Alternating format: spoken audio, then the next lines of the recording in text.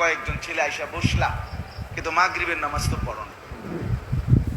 আমি তো বুঝি ভাইয়া, চেহারা দেখলেই তো তোমার মতো অপদার্থ রে চিনা যায় রে ভাইয়া। বেনামাজি তো জানোয়ারের মতো চেহারা, এটা বুঝাই যায়। বেনামাজি যে বেশরম, বেহায়া, নির্লজ্জ, এটা বুঝাই যায়, চেহারা দেখলেই বুঝা যায়। নামাজ যে পড়ো নাই, তো এটা বয়ান শুনে কি ফায়দা হবে, কি লাভ হবে, কি ফায়দাটা হবে? মাগরিবের নামাজ ওয়াক্ত তো চলে যাচ্ছে, এশার নামাজের ওয়াক্ত হবে, সবার কথা মনে পড়ে, সবাইরে ভাল লাগে, আল্লাহকে কেন ভাল লাগে না?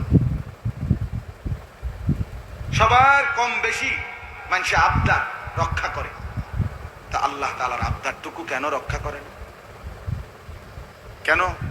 এই এখানে যারা নামাজ পড়ো নাই, ছোট বাচ্চা বাদ দিলাম, 12, 13, 14, 15 বছরের থেকে শুরু করে আপনারা যারা ছেলেরা, তোমরা বলো ভাইয়া কেন নামাজ পড়লাম? আল্লাহ আমাদেরকে মাফ করে দেন। আরে বন্ধু, এটা বোঝা উচিত যে নামাজ পড়ে না সে প্রচন্ড ঘৃণিত আল্লাহর কাছে। বেনামাজি আল্লাহর কাছে সাংঘাতিক, তারে কুত্তা পর্যন্ত পছন্দ করে। বেনামাজিকে কুত্তাও পছন্দ করে, কুত্তাও থুতু মারে, শুকরও দেখলে থুতু মারে। আমি একজন বড় বুজুর্গের জবানে বয়ান শুনছি, আরজিব বয়ান, হযরত মাওলানা নজরুল ইসলাম কাসিমি সাহেবের বয়ান। কি বলছে জানেন? বলছে সকালবেলা শুকর যখন সকালে, তো সে চোখ মেলে, একটু একটু করে চোখ খোলে, মানে কুদ্দুর খোলে আবার খোলে না, কুদ্দুর খোলে আবার খোলে না, চোখ একটু একটু করে। তো উনি বলছে যে বুজুর্গরা বলছে শুকর আল্লাহকে বলে, আল্লাহ চোখ খুলতাম নি, একটু একটু করে আল্লাহ যেন কোনো বেনামাজি সামনে না পড়ে, এই জন্য একটু একটু করে চোখ খোলে, একটু একটু। সে লজ্জা পায়, আল্লাহ কোনো বেনামাজি যেন চোখে না। প্রথম নজর আমি ওনার বয়ান শুনছি, কতটা নিকৃষ্ট বেনামাজি চিন্তা করে দেখেন। সেই মনে করে ভাত দুগা খায়, মোবাইল একটা টিপে, মানুষের মাইয়া দেখলে, বেরিয়ে দেখলে টিটকারি মারে, বা কি একটা মজা আছে। বেওকুফ, এটা কোনো মজা হইল? এটা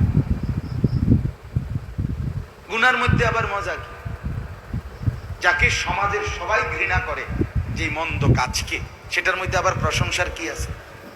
সুস্থ বিবেকবান যেই কোনো মানুষ তো বলবে এটা মন্দ। যে ছেলেটা সারা রাত মোবাইলে ছবি দেখে, তারে কেউ প্রশংসা করবে? যে ছেলেটা কখনোই নামাজ পড়ে না, তারে কেউ ভালো বলবে?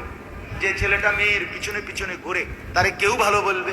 তো যে সকলের কাছে ঘৃণিত, সে ভালো হয় কেমন? সে তৃপ্তি পায় কেমনে? চলে কেমনে? খুশি হয় কেমনে? এত মানুষের ঘৃণা, থুতুনিয়া একটা ছেলে বড় হয় কিভাবে? আজকে মা বাপ এটা বুঝেই না। এরা বোঝে কি, চরিত্র থাকুক বা না থাকুক, নামাজ থাকুক বা না থাকুক, টাকা পয়সা কামায় না, কোগার টাকা যদি ফুটে কামায় খালাস, দেশে থাকতে হোক আর বিদেশ থাকতে হোক, টেহা ইনকাম করছে না, আর কোনো চাওয়া পাওয়া নাই, হাতে টাকা দিতে আছে, টাকা কামাইতেছে, খালাস। মাইয়াগা কোন রকমে পয়সাওয়ালা, মানে মোটামুটি সংসারটা খাইয়া পয়রা চালাইতারে এমন একজন বেডইতের কাছে বিয়ে দিতে আসছে, আর কোনো চিন্তা নাই। এবারে জামাইয়ের চরিত্র থাকুক বা না থাকুক, জির চরিত্র থাকুক বা না থাকুক, এটা দেখার বিষয় না। খাইয়া দাইয়া বালা আছে, বুঝেন নাই কথা? খাইয়া দাইয়া যদি বালা, আলহামদুলিল্লাহ বালা, আল্লাহর রহমতে বালা আছে। আমগো দোয়ায় এবার জি বালা,